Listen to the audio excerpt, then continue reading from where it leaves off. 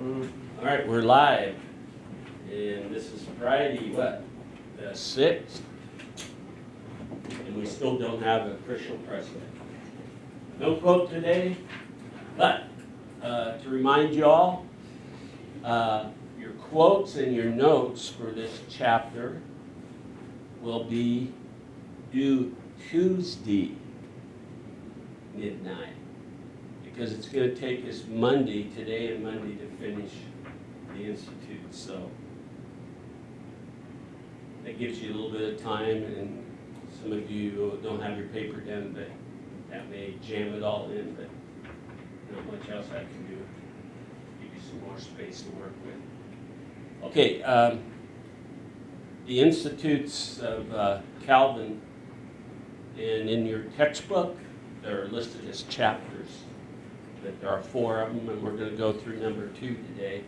We went through number 1 the other day. Okay, and it is entitled, and you definitely should have these 4 listed, and then however you want to do it, and then have space for notes underneath it.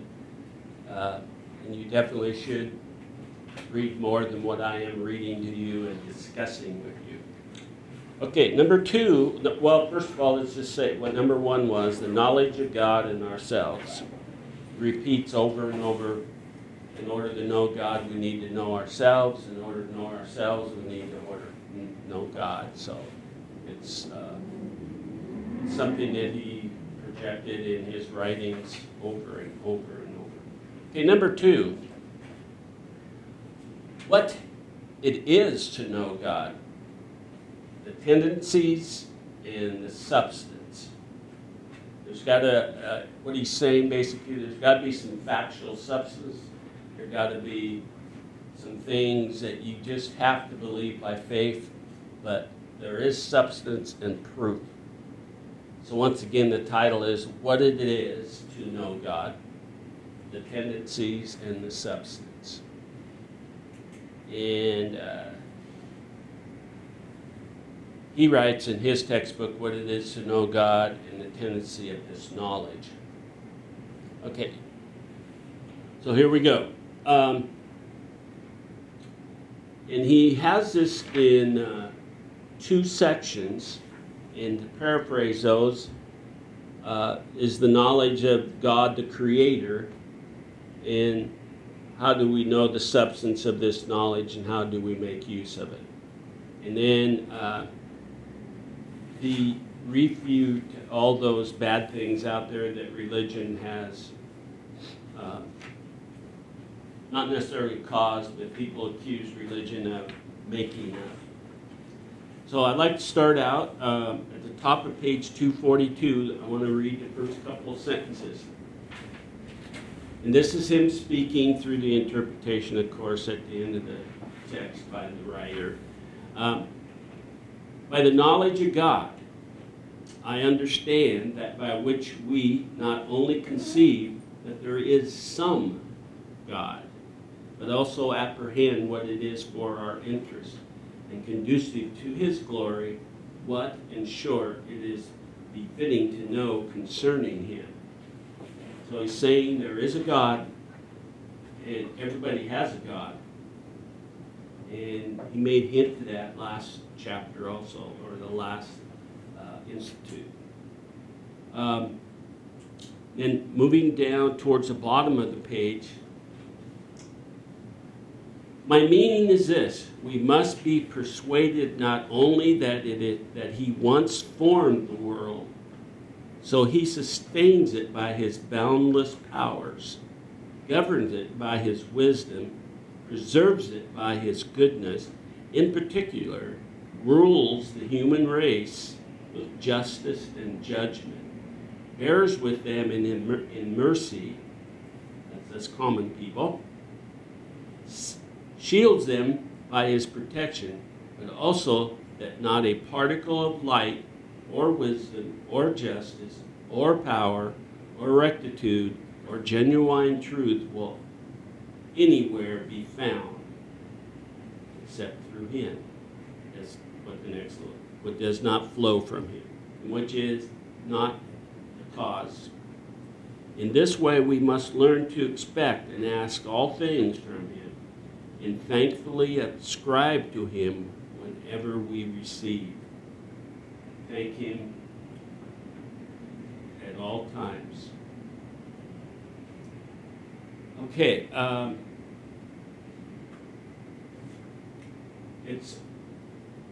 to me, it's kind of a situation how somebody in this time and in this time of history can see that and has the, I want to say, the guts to present it and to attack what is the common power of the day, the Catholic Church, the monarchs that are in existence.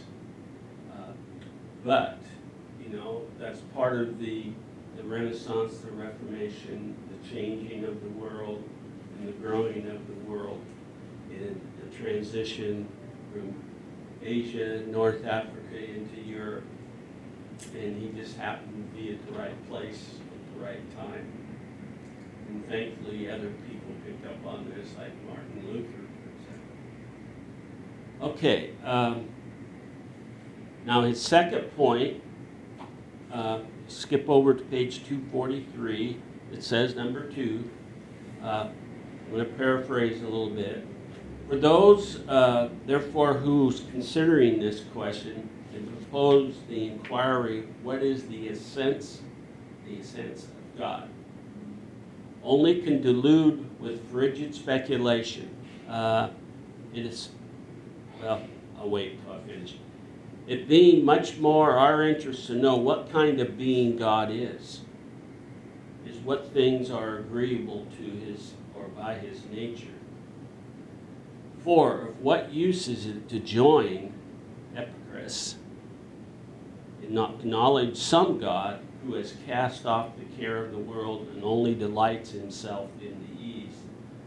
In other words, there can only be one God. I'm going to say the big G, the capital G God. There cannot be other gods that can do this. And he's questioning, trying to convince you of that. Continuing, what avails it in short is to know a God with whom we have nothing to do with, or we have nothing to that can affect our knowledge other than storytelling, the Bible, the passing down of information. It's like over here on that sheet of paper, the knowledge of spoken word, because biblically in the Bible, God talks about when they meet, let's say, in groups of storytelling, which Jesus did a lot. They would tell the story and pass the story from generation to generation. So through different means, later more writing of it becomes more of its written word, spoken word, and the acting word is what he gets back to. Okay, moving on again, just in the same area. The effect of our knowledge, rather, ought to be first to teach us reverence and fear, and secondarily to induce us under its guidance and teachings to ask every good thing from him, and when it is received, ascribe it to him. You all know what ascribe means? To ascribe it, to give credit to, and to acknowledge it, and to thank. I don't always get the job done, but every morning when I pray, I try to thank God for just being alive again, but to help me through my day and to be a better person. And I repeat a lot of things because I don't feel I'm doing a good job, but it's important. And that's what he's saying. For how can the idea of a God enter into your mind without instantly giving rise to the thought that since you are his workmanship, you are bound by the very law of creation and to submit to his authority, that your life is due to him, that whatever you you do ought to have reference to him. So we're told, and the Bible tells us, we are created in the image of God, and if we submit that Jesus and God in the Holy Trinity, and we are a part of this, then everything that you do can be attributed to him and all the creations around us, just by his very nature of goodness and justice and peace and forgiving, and it makes a good point for me. Questions by you two that are sitting here today.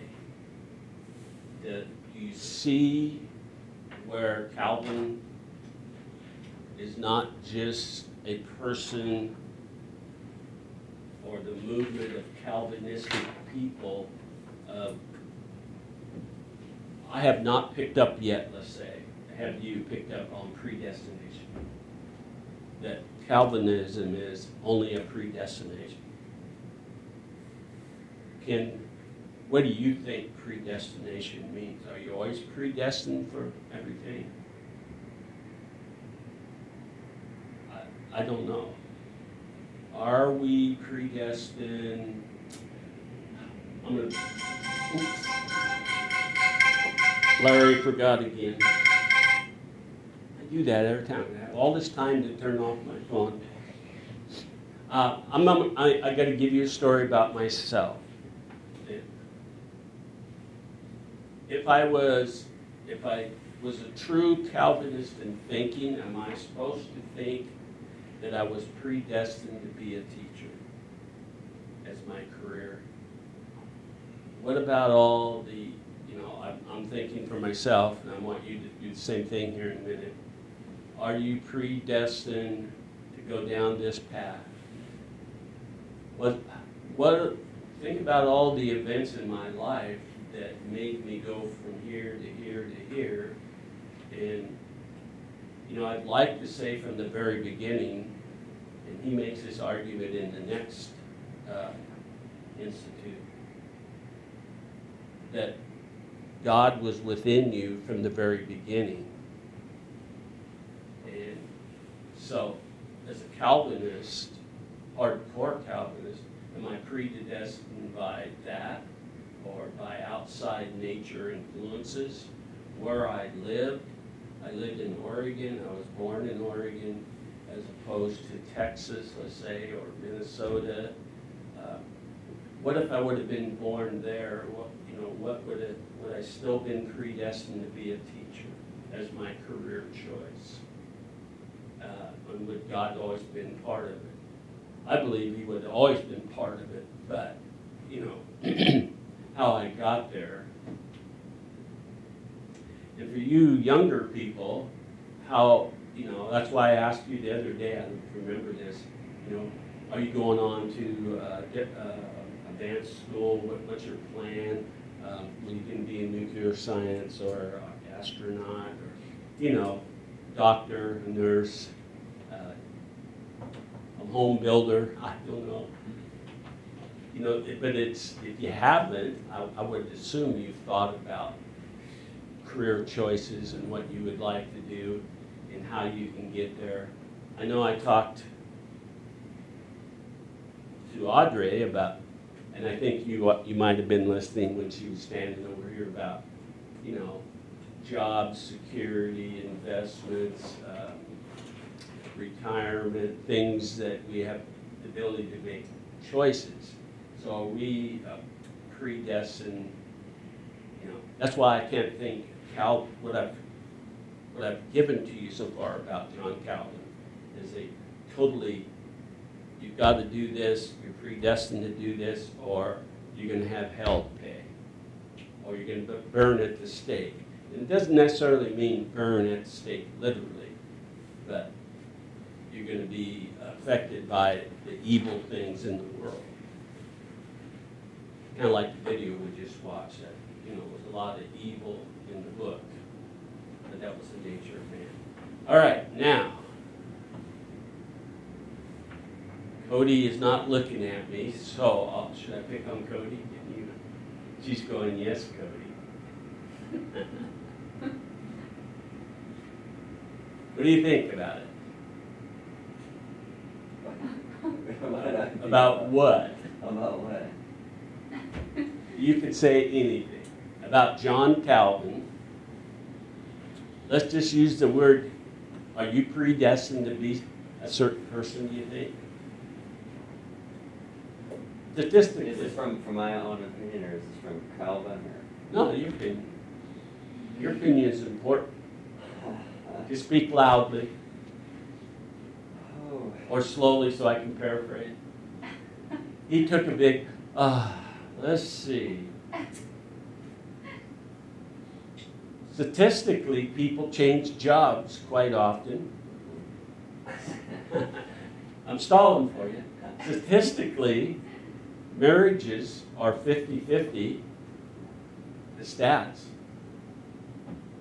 Think about it, you know. It's kind of a sad say, but so you've never given to me what you think you might like to do with your life. If you would like to serve somebody, like our songs, is it going to be the devil or is it going to be the Lord? You got to serve somebody. Are you going to be the mayor of Kennewick? You know, as Bob Dylan went through the whole thing, and supposedly everybody in the class listened to that song. All right, you're on stage. You have to give us some information. You can fudge it a little bit. Yeah, I'm leaning towards being an engineer. Oh, you want to know? Yeah, let's. Future too. Yeah. Oh gosh. Well, currently I'm stuck between two paths, which neither one may come to fruition. But one is the path of law enforcement, police work, and the other is towards. Okay, you said, excuse me, he's stuck between two paths, law enforcement or something to do with law enforcement. You know, there's a lot of things other than just being a police officer. Okay, and the other one was? Ministry. In ministry. Interesting, two different paths. You would be a great history teacher. He goes, what? No, you know, I'm just saying that someone from the outside said, He said, you know, I can say this.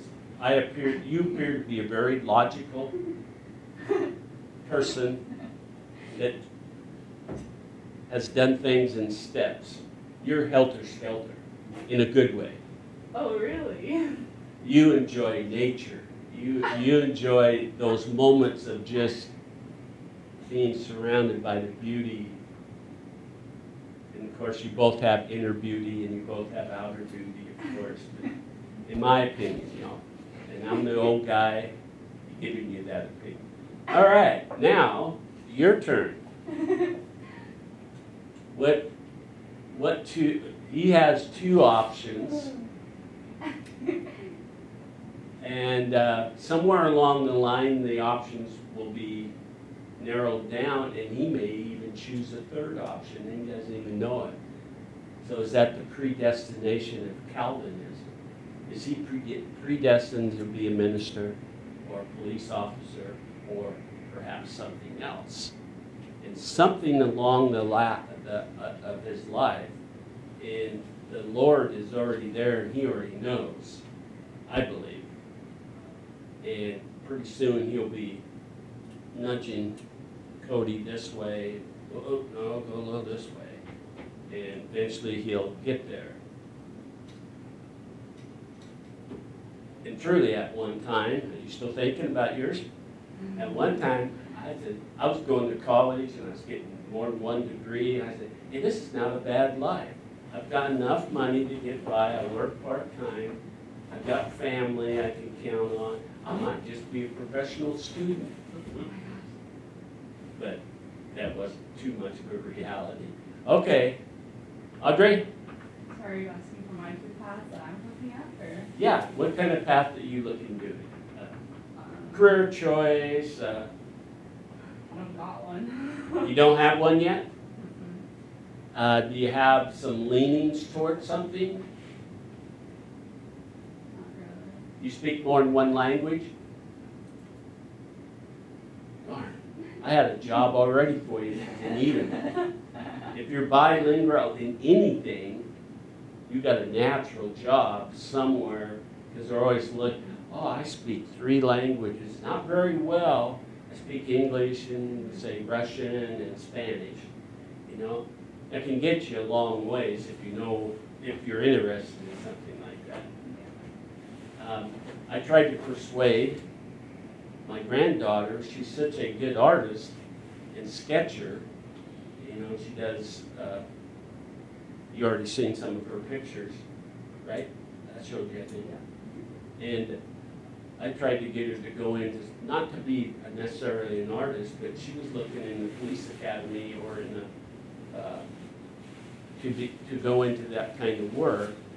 And now I just talked to her the other day, and she's been working for a vet. And well, she loves animals, she knows how to care for them. I said, well, maybe she could get to a vet tech and then get to becoming a vet assistant and become a veterinarian. Well, now she's told me she's changed her mind again in another direction, which, you know, only you can answer for. And Audrey, you know, somewhere along the line, you're in your 20s, right? Or just turned, not 20 yet? Okay, she's not 20 yet. All right, but somewhere, I mean, you don't have to do it. Anybody doesn't have to do it now. I just decided earlier, you know, what I wanted to do after I looked at my options, but not everybody operates that way. You've got a somewhat plan, and she doesn't have a plan yet. Maybe she's gonna meet a rich minister, you know, and things will just fall into place, but God has a plan for you. So is that plan predestined? And John Calvin, strict John Calvinists believe it is. Okay? John Calvin is more pious and open-minded to all possibilities. But John Calvin also believes God is the center of those. So there. Now, our next institute is it's called Knowledge of God Naturally Implanted in Our Minds. Just want to give you a little, before we do that one on Monday. We're going to do the last 2 on Monday. But is implanted in our minds, meaning for him that God is already within us as we're being conceived and as we're being formed in our mother's womb. God is there already. We're part of that already. The moment we are conceived. And he goes on and explains how that works a little bit and how it works later as you grow in life and as you may be changing careers. Okay, hopefully you guys will look at the video and get the notes off of this and just keep taking notes. We're going to try to do the chapter 3 and 4, the institutes I call 3 and 4. On Monday, and we'll be finishing that. Be sure by Tuesday that you have those notes done and ready to turn in, and that you turn in the last, hopefully you're keeping all your quotes on one sheet. You'll just turn it in again or text it to me or send it to Populi to me, and I can check them off. Another 13 easy points. Okay, I am done, and you may turn off the camera. I'm turning off the sound. Well, I still have some. Thank you. Oops, light's still red.